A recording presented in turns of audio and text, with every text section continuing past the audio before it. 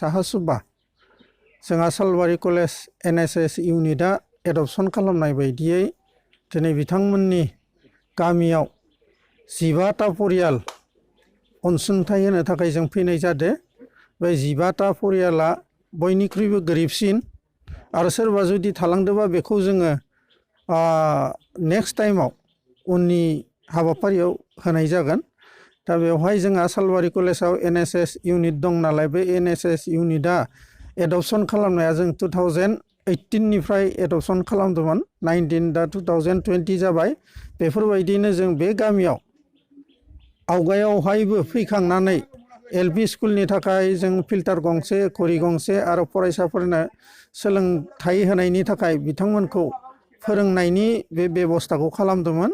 बेफोरबायदियैनो दिनै नैबे कर'ना भाइरासनि लकडाउननि समाव बिथांमोना आबाद मावनानै बेफार फालांगि खालामनानै जानो हायैयाव गोबां खैफोदाव गोग्लैदों। बेखौ मिथिनानै जों बिथांमोननि गामियाव फैदों आरो बे माइरं, दालि, सेनि, सापात, आलु, सामब्राम, जानाय थाव, संख्रै, साबुन, थोरसि सुनाय साबुन बेखिनिखौ होनो थाखाय जोङो सिखांबोदों।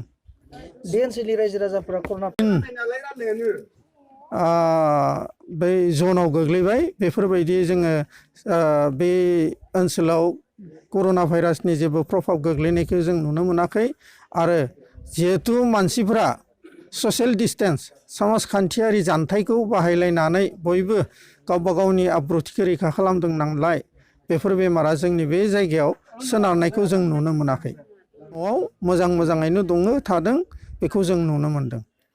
माने जाग्राफोरा आबाद मावनो हायाखै आरो गामियाव जिखिनि आबाद मावदों गोरान खेथि मावदों बेफोर गोरान खेथिफोरखौ बाजाराव फानहैनो हायैयाव गोबां जाहोनाव गोग्लैदों।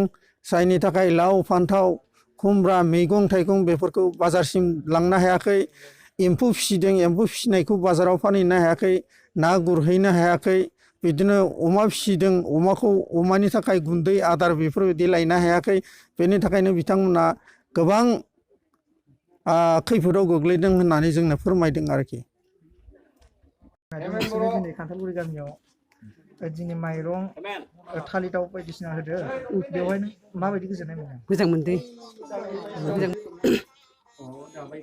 सालबारि कलेजनि सारमोना दि नोंसोर गामियाव बिथांमोना जोंनो दा माइरं, दालि, साबोन, संख्रै आरो आलु अनेकथा बुस्थु फैदों।